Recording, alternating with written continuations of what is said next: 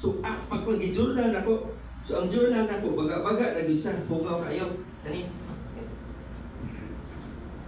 Pag uli sa Negros, ipangutanan ako si mama, kani nga time, kani nga day. Nag-away mi ni mama na ako, isuntok ko, tipong ko. Yapik to ha. Dapat one time pa na pag-offer na ko, extra mass, nagsige kong hilak, nagkuha na ako panyo, kaya ako, bako, di kasing bako. Nagkusaw man ako pagpapakalawan na ngayon niya, gana ko ba? I-journal ko na ko to. Pagpangutanan ako ni mama at papa, nagbuwag si mama at papa. Si papa nabilin sa Negros Oriental, si mama, Occidental, idalami, kabinduang mga lalaki. So ang epekto niya sa to, muna usahay, ato mga anak patag-sabot sa mga kinaiya, wala ba niya nga kinaiya? Intergenerational niya, kwantos atong great, mga bandages atong great ancestors. Nya, mo ni sa ako ni ipitik gamay. As mananambal,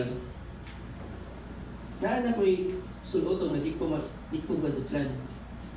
Eskwela ko Dumaguete, Paingos Bayawan, that's 138 kilometers.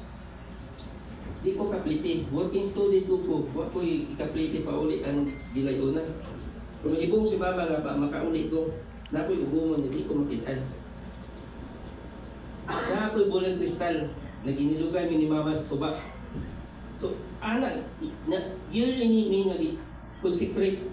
So, padawato ni yearly sa kaning ni mama na kukit mo may ritual.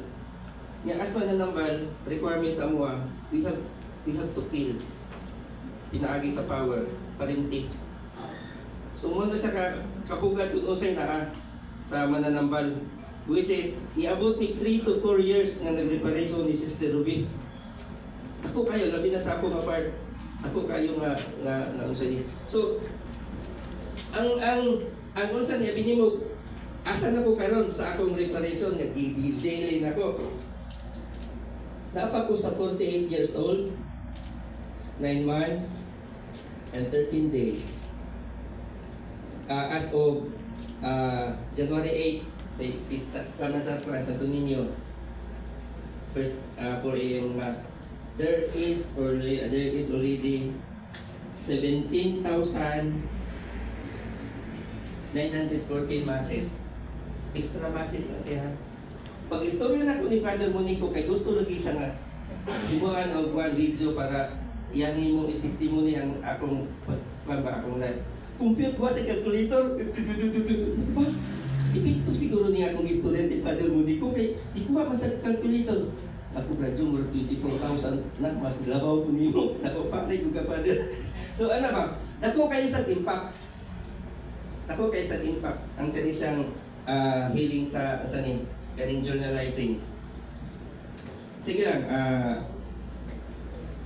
kung mo wagin mo sa detalye ni kung takalan niya ko no, I'm willing kayo mir nga mo help ni Sister Ruby. At the same time, mora ni among gikuan nga ang sani kanang to be an effective healer para ni mahatag ito katong gitong Pedrovera. Mas nindot kung dili ka mo pabayan.